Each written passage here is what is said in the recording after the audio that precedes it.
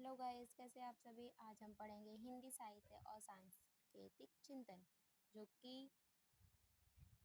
BA program 8 semester NC web SOL regular सबके लिए है। हिंदी का सब्जेक्ट है।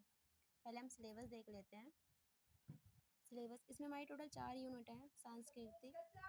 संस्कृति परिचय एवं स्वरूप में है, संस्कृति की अवधारणा, सभ्यता और संस्कृति का अंत संबंध, भारतीय समाज और संस्कृति। यूनिट नंबर 2 जो है हमारे इसमें भारतीय संस्कृति चिंतन की परिभाषा, परंपराएं बताने की, जैसे कि हमारा वैदिक चिंतन, जैन चिंतन, बौद्ध चिंतन। और यूनिट 3 है हमारा हिंदी साहित्य में संस्कृति चिंतन एवं दृष्टि। इसमें पद है हमारे, जैसे कि लेखक राइटर हैं, जैसे कि तुलसीदास जी हैं, गुरु नानक हैं, मलिक मोहम्मद जयसी हैं, जयशंकर प्रसाद हैं। जिसमें कि इनकी कामयानी है, रामलला नछऊ है, नानक वाणी है, पद्मावत है, 4 हैं इनकी मुख्य वो हैं। ठीक है। और 4th यूनिट है हमारी हिंदी साहित्य संस्कृति चिंतन एवं दृष्टि गद्य का। वो पद था, ये गद्य है। ठीक है। हजारी प्रसाद द्विवेदी, भारतीय संस्कृति की देन, इनके राइटर, निबंध इन्होंने लिखा था। विद्यार्थी मित्र, हली हुब और दोष, ये भी उन्हीं का है। फणीसर रेणु, सरपंची के संधु और कुबेरनाथ के रस आखेट। ठीक है, निबंध है। तो हम स्टार्ट करते हैं फर्स्ट यूनिट से, जिसमें यूनिट 1 है। इसमें यूनिट नंबर 1 है हिंदी साहित्य और सांस्कृतिक चिंतन।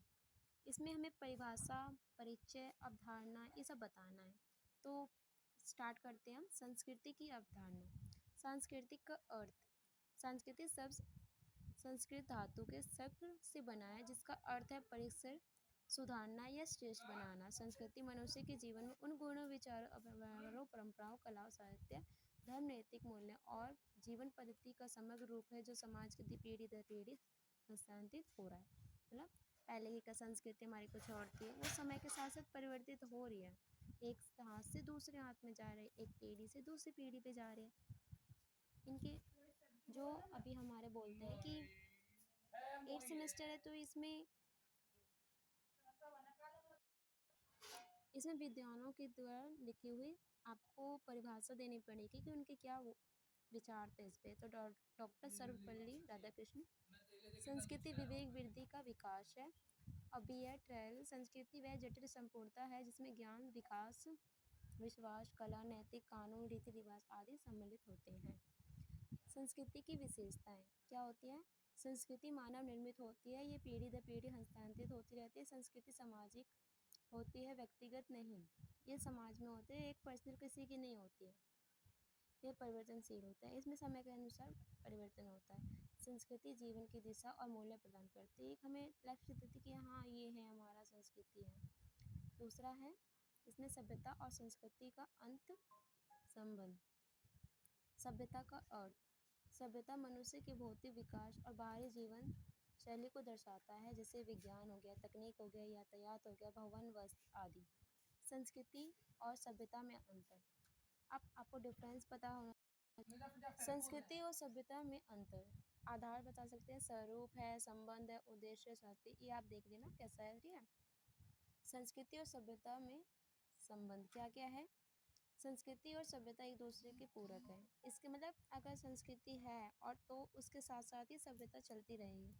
सभ्यता जीवन को सुविधाजनक बनाती है, जबकि संस्कृति उसे श्रेष्ठ बनाती है। मतलब सभ्यता है वो जीने में इजी कर देगा, लेकिन उसमें वो प्राथमिक बनेगा, श्रेष्ठ बनेगा। संस्कृति के बिना सभ्यता अधूरी और सभ्यता के बिना संस्कृति का विकास सीमित रह जा सकता है। उदाहरण के लिए मोबाइल फोन है, सभ्यता का प्रतीक है, जबकि उसका दुरुपयोग संस्कृति को दर्शाता है। भारतीय समाज और संस्कृति। आप देखते हैं हम कि हमारा भारत है, ये जो है उसमें समाज है, उसमें संस्कृति कैसी है। भारतीय संस्कृति की विशेषताएं। प्राचीनता। इसकी ये प्राचीन है, विविधताओं में एकता है, सद्गुणता है, आध्यात्मिक है, परिवार व्यवस्था है। ठीक है, इनके आंसर आप बता सकते हैं अंदर। भारतीय समाज और संस्कृति का प्रभाव। नैतिक मूल्यों का विकास होता है, सामाजिक एकता की स्थापना होती है, परंपराओं और रीति रिवाजों का संरक्षण होता है, साहित्य, कला और संगीत का विकास होता है। निष्कर्ष में आप दिखा सकते हैं कि संस्कृति किसी भी समाज की आत्मा होती है। भारतीय संस्कृति अपनी प्राचीनता, सहिष्णुता और अध्यात्म और विविधता के कारण विषय में विशेष स्थान रखते हैं। सभ्यता और संस्कृति मानव जीवन को समृद्ध और संतुलित बनाती है।